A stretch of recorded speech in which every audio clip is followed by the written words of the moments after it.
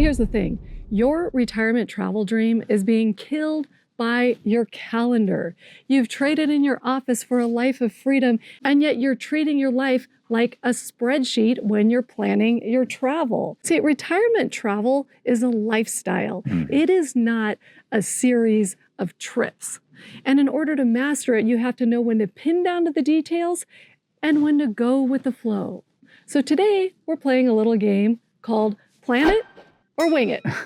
And we're doing this to help you understand when and why some things should be pinned down and others are better left when you fly by the seat of your pants. Because your retirement travel shouldn't feel like you're going from board meetings to planning sessions to corporate dinners. If you've just stumbled upon our channel, I'm Heather and this is Paul. We're taking retirement on the road, the rails, and the waves. Welcome to the Freedom Strategy. So let's play Plan It or Wing It. Yeah, and we've been traveling for 3 years. We play this game all the time during our travel, whether it's RV, whether it's cruise, whether it's our international travel, which we're in the midst of right now. We are constantly talking about when do we plan things, when do we wing things? Yeah. And it's important because we've learned our lesson in a lot of different ways when it's really important to plan things and for how long to plan it, and when do you leave things open and capture maximum flexibility for a number of reasons that we're going to talk about in this video. Right. Okay, so let's start with, since we're doing an international travel thing right now, we're going to start there, and we're going to start with your first stop. Plan it or wing it? Plan it for sure. For sure. Yes, Yeah. yes. And especially if you're doing a long travel, if you're taking an overseas flight, going to a new country, obviously that's something you want to plan. You want to have a hotel or some type of accommodation that you can land in for a number of different reasons. You're going to be tired. Yeah. You're going to want a place to rest. You're going to want a place to recharge. You're going to want a nice, safe place where you can begin to learn the environment that you've gotten into, especially if it's a new country for you.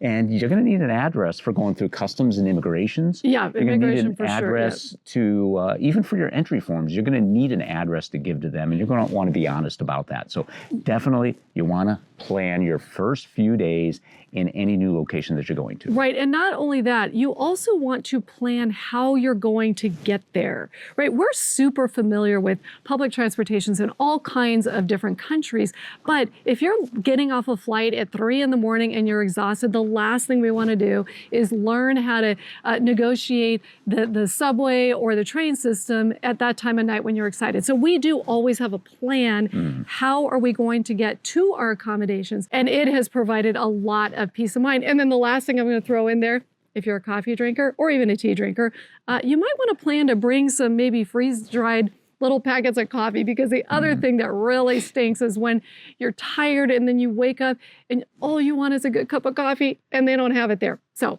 that I would also plan. Now, the other thing about international travel is, back up a step, your flight to get there. Plan it or wing it. Plan it. Yeah. So that's another planet one, because these are big, long legs. Now, what we do is we travel from country to country to country, but the big, long legs, the one that are, from the United States to Europe or to Japan or somewhere like that, we definitely plan in advance. We always get to do them with points. I am coming out with another video. So many of you have asked for it on how to use credit card points for travel. I will put that link below when I have it, but planning the long distance flights. To the location, plan it. But let me ask you this question. For the little flights that you might do, let's say you're someplace for a month and you want to travel to another city in that country or to your next country, do you plan that or do you wing that? Wing it. I agree. And this is something that we have learned over time, but we also see other retirement travelers make this mistake. They have every single detail planned between points A and B. So they go 2 nights here and a dinner here and 3 nights there. And I'm telling you, that is when it starts to feel like a schedule and it's rigid. And that is when it still feels like you're at work and you're not retired. Don't plan the stuff between the big major points. When you get to a place, see if you like it, do some research, talk to some locals, right? And wing it. And wing it based on what you learn as you're in that spot. In fact, we haven't even planned until very late in our trip. We didn't even plan our return flight home. That's true.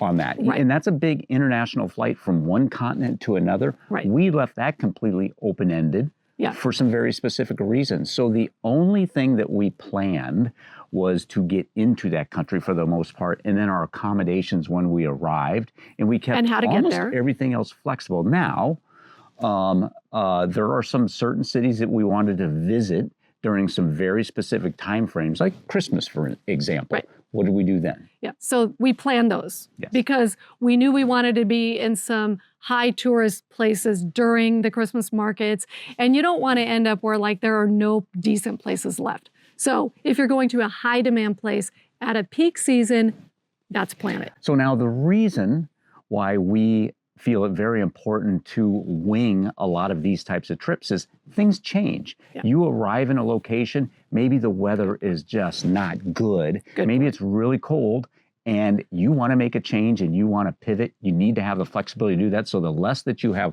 locked in, money locked in on that's non-refundable and you're not going to get back is the better off, I believe. Right. And then secondly, things may change in that city. We went to one place and there was a strike going on. Yeah. We had to pivot. We had to change. Luckily, we were flexible enough that we were able to do that, and it had minimal impact on us. So when you get to a place, things may change on you, or you may change how you feel about that place, and you may want to change on the fly. And I can only stress that we do that a ton.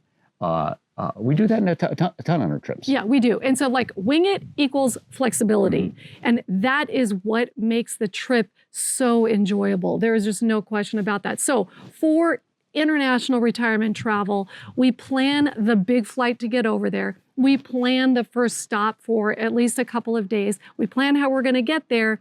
But that's kind of it. Everything else we wing, and it has worked out very, very, very well for us. Yeah, that doesn't mean that you don't have a general idea of what you want to do. Just don't lock it in and keep your flexibility. And by the way, if you really are interested in extensive retirement travel, we do have a free PDF. It's the 12-month retirement travel roadmap.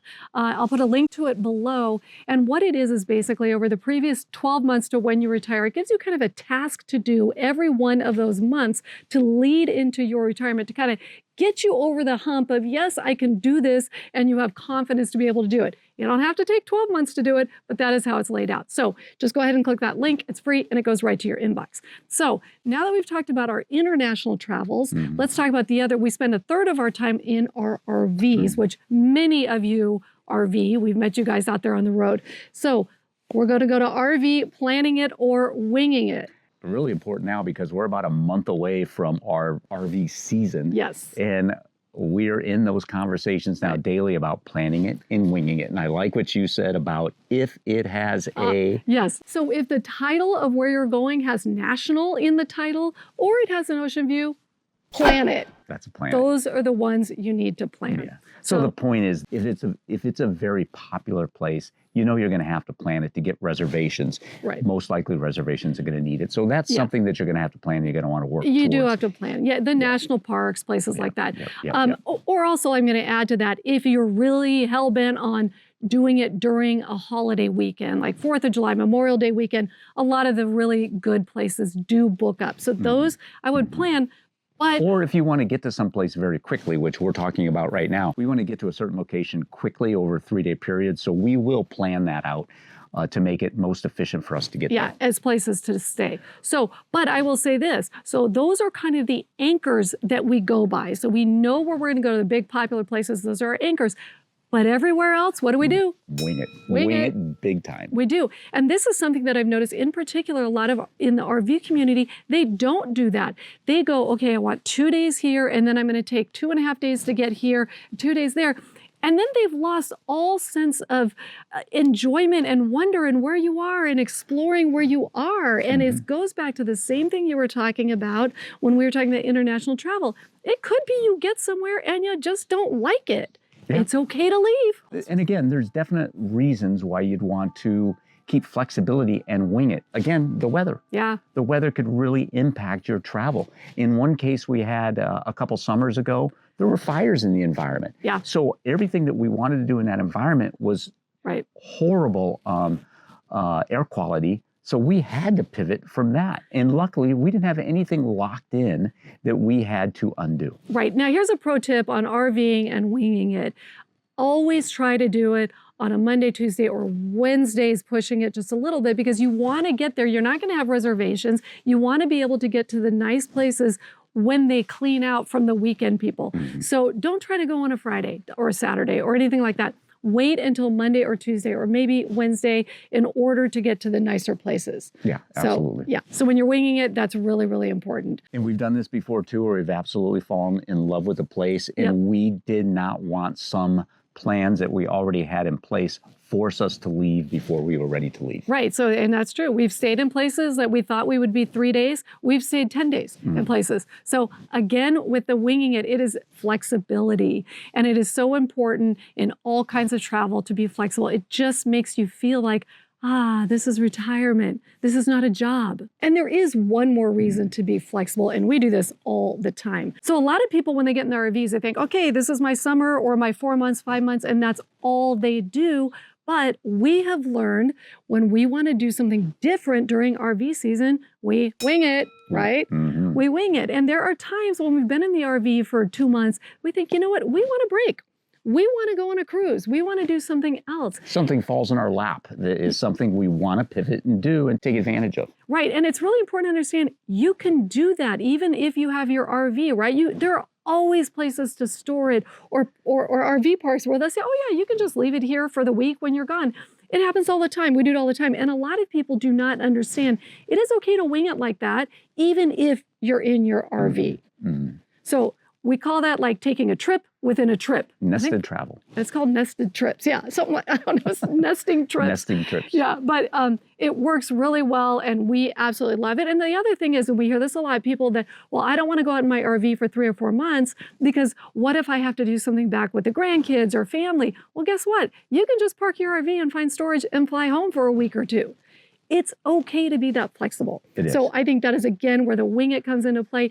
If there's a family emergency, if you've got grandkids that need your attention, you can easily just pivot. And if you don't have these plans set in place, it makes it that much easier. Yeah. All right, so that is it for RVing. But in cruising, let's talk about it. Planning a cruise. Plan it or wing it? Plan. I say wing it. Well, I think have to, it depends. Yeah, it really depends. If it's a very popular cruise and you're looking for a great deal, you found a good deal, grab the deal. Yeah, and so I think, yes, and I think that's fair. So if you really are set, like I want to go to this destination, I want this particular cruise ship, those really should be planned. Or if it's a special thing, like a special occasion or an anniversary or birthday or your retirement for that matter, plan those. In fact, other special things. I'm so excited about this. We are going on a very special cruise. We are going on American Cruise Lines.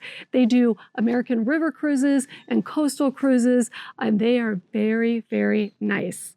And they're small ships, 140 people. We cannot wait. We're going to be pampered. But those types of cruises have very limited capacity. Definitely plan those. For sure. But let's talk about the wing it ones. Our last 2 cruises have been wing it cruises. So we were in Italy and we found a great cruise that... well, we needed to get back to Rome. Yeah, we needed to get back to Rome. We had a lot of different options on how to get back to Rome. We found a cruise, so we grabbed it. And we grabbed it probably a week before that it was scheduled.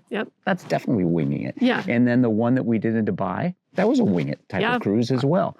We had the option of staying in Dubai in a hotel for 5 or 6 nights. We found this cruise that was during the exact same time frame we wanted to be there. We grabbed it. We grabbed a cruise. The other time we did it is when we were taking a transatlantic cruise. A lot of people on the cruise said, oh, well, we're just going to do back-to-backs with a different cruise line or a different cruise ship. And we're like, well, that sounds like a great way to see Europe. So we did. And that was literally 2 days before that cruise. We booked it. So there are a lot of times you can wing the cruises as well. We do both. Now let's talk about when you're on the cruise and your activities. Do you plan the activities like excursions or do you wing them? I wing them. We wing those. I think we do a blend. I think we might plan and book one of them excursion, but the others We mostly wing it. Yeah. We mostly wing it. There are a couple that we've planned. That's true. That is true. But no, we do wing those for a couple of reasons. We like to explore on our own. Yes, we do. Yeah. So we don't take a ton of the excursions that are set up through the cruise ship. So we like to explore on our own. So we just wing that. Sometimes you get off the ship and there's somebody that has a great tour. I'm going to give you a word of caution. Just make sure if you go outside of the cruise ship system, that you get back to the ship in plenty of time, right? That's the one caveat with that. I'd say yes, we mostly wing it, but we plan a few. Yeah. And I say there's other times to be on the wing it side of that too. You may find out that the weather during the day, again, of that excursion is just not going to cooperate with you. Right. And now you're going to have sunk a couple $100, maybe $300 in that excursion, and you're going to have poor weather where you may rather sit on the ship instead. Yep. Yeah, and that's another good point, is a lot of people plan, again, it's this planning. Every day they have something.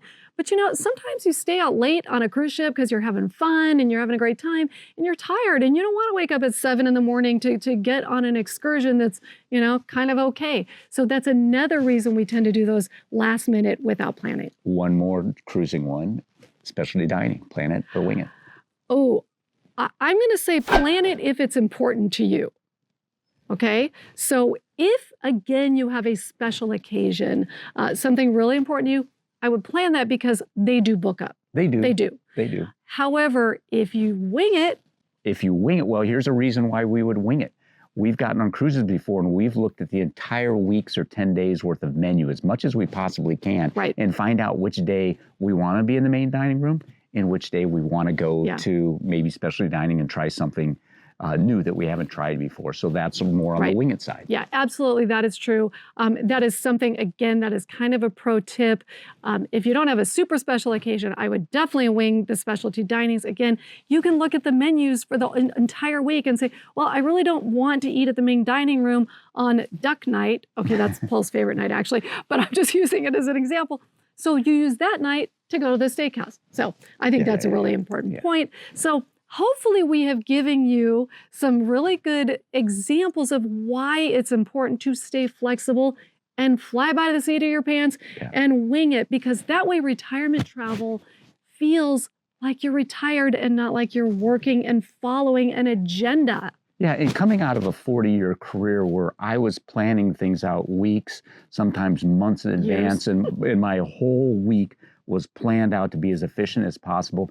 This was a huge shift away from that mindset, more towards a mindset of, now I want maximum flexibility. I don't want things planned out. I don't want every minute of my day to be efficient like that, because I want to take advantage of how I feel. And how much happier are you? Of what we want to do. It was a tough mind shift to go through, and you had to consciously think about shifting the way you plan or don't plan. Yeah, but how much better is it? No, it's so awesome. Yeah. It's absolutely awesome. I'm just telling you, be mindful of... it's a mindset shift. Of that mindset shift, yes. For sure. So thank you so much for joining us on the Freedom Strategy.